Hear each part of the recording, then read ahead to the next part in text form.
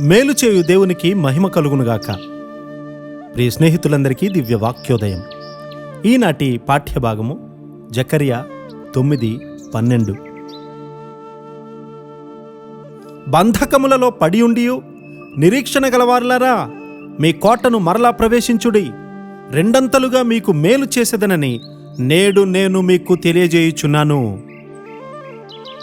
అంధకారంతో నిండి ఉన్నటువంటి దినాలలో మనం ఉన్నాం. ప్రతి దినము కూడా చీకటి వార్తలు, బాధను దుఃఖాన్ని కలిగించేటువంటి వార్తలతోనే ప్రపంచమంతా నిండిపోయి ఉంది.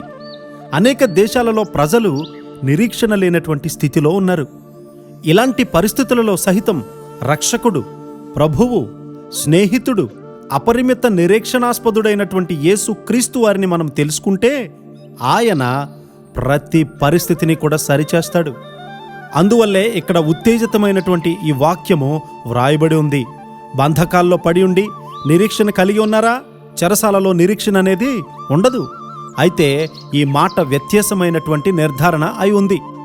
నిరీక్షణ లేని పరిస్థితి అయినప్పటికీ కూడా చుట్టూ దేవుని వాగ్దానాలతో ఆవరింపబడి ఉండడం వల్ల నిరీక్షణ మనకు కలుగుతుంది.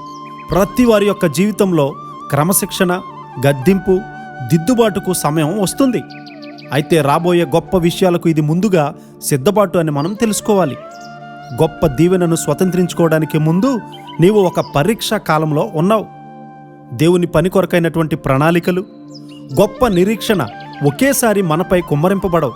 కానీ సహజ స్వభావం నుండి స్వార్థపరత్వము, డబ్బు, పేరు, ప్రతిష్టల కొరకైనటువంటి వాంఛ, ఇలాంటివన్నీ కూడా పోవాలి.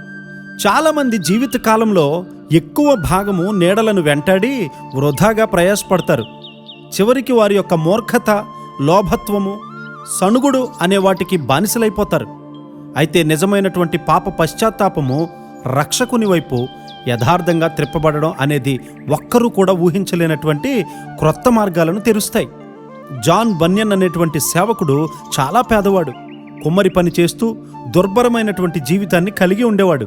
అయితే అతడు రక్షణ పొందిన తరువాత ఆయన నిరక్షరాస్యుడైనా కూడా గొప్ప ప్రయోజనకరమైనటువంటి జీవితాన్ని పొందాడు. అనధికార కోటాలలో ప్రసంగం చేయడం వల్ల బెడ్ఫోర్డ్ చెరసాలలో 12 ఏళ్ళు ఉండిపోయాడు. అది అతనికి ఎంతో మంచి చేసింది. చెరసాలలో ఆయన రాసినటువంటి పుస్తకాలు బైబిల్ గ్రంథం తరువాత ఎక్కువ ప్రతులుగా ముద్రించబడిన పుస్తకంగా చరిత్రలోకి ఎక్కింది. నిర్మలమైనటువంటి గ్రామీణ ఆంగ్ల భాషలో వ్రాయబడినటువంటి ఆ పుస్తకము ఒక కళగా ఎంచబడింది. ఆయన మార్గాలలో నడుస్తూ దేవుని నమ్మడం నేర్చుకుంటే నీ జీవితం కూడా ఎంతో ఆశీర్వాదంగా ఉండునుగాక. ఆమేన్.